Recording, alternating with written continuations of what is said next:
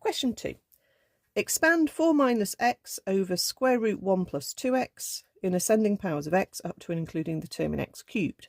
State the range of values of x for which the expansion is valid. Right, okay, this is not that straightforward. Your binomial expansion is going to be needed if you hop the bottom bracket up to the top and think of it as bracket power half, which is square root. So as it hops up to the top, it is bracket power minus a half. Okay. The first bracket, the 4 minus x, does not need expanding. It's basically power 1. And if you tried to expand it, you wouldn't get anywhere. It is just itself. So leave this bit alone. Okay. That doesn't need expanding.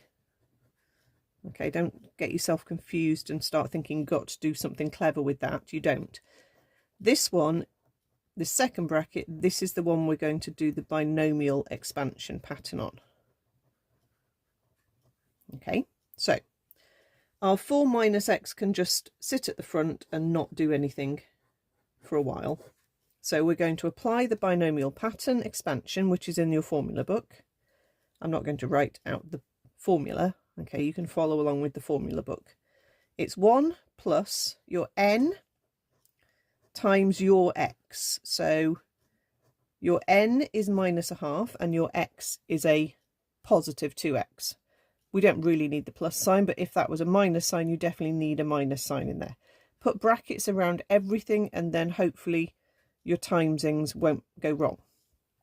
The next term, plus your n multiplied by your n minus 1, so go down 1, divided by 2 factorial. Remember in the formula book it writes 1.2, don't misread that as 1.2, it means 1 times 2, which is 2 factorial,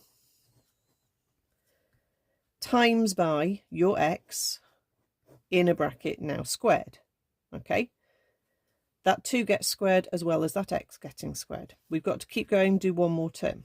So we need your n, which is minus a half, times n minus 1, so go down 1, times n minus 2, so go down another 1 unit to get to n minus 2, divided by 3 factorial, times by your 2x cubed.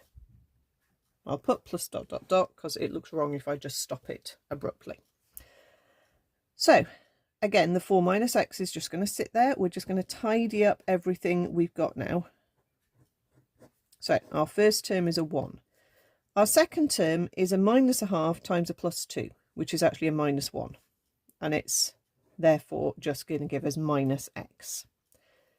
If you need the calculator to help you work out all of these, use it. Okay. No judgment at all.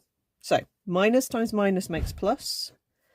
We've got a 3 over a 2, a 2 and a 2. So that's basically a 3 over an 8 when you work that out. But then we're going to times that by a 2 being squared.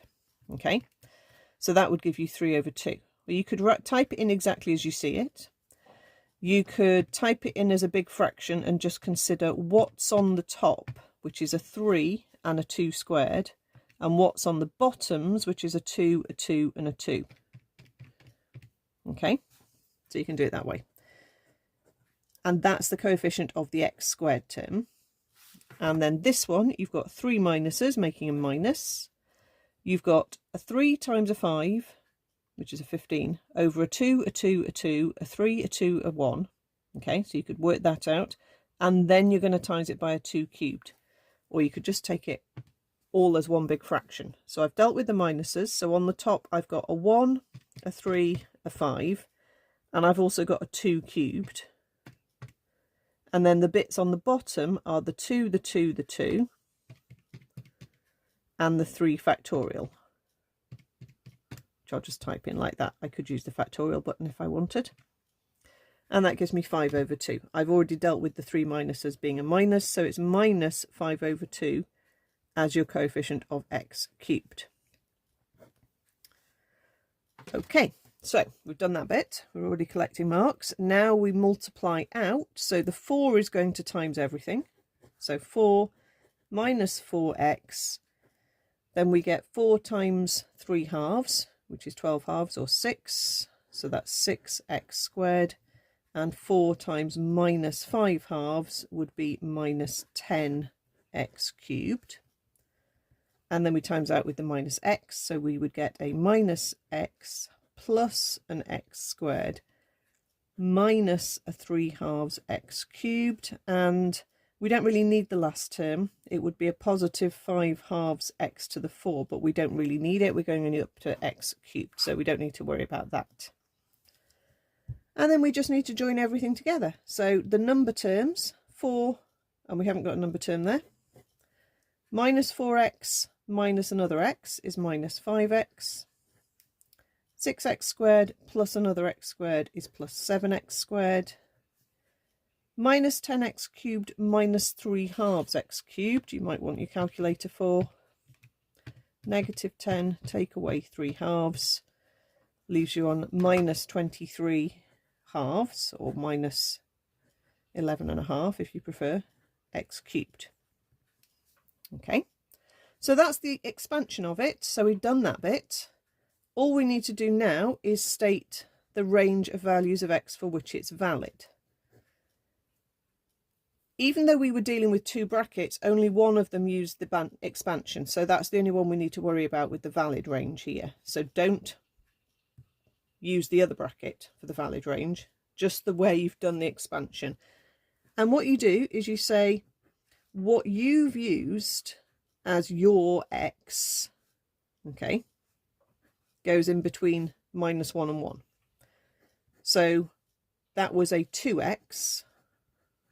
So we would say 2x needs to be between minus 1 and 1, and therefore x needs to be in between minus a half and a half. That would be the valid range for that expansion.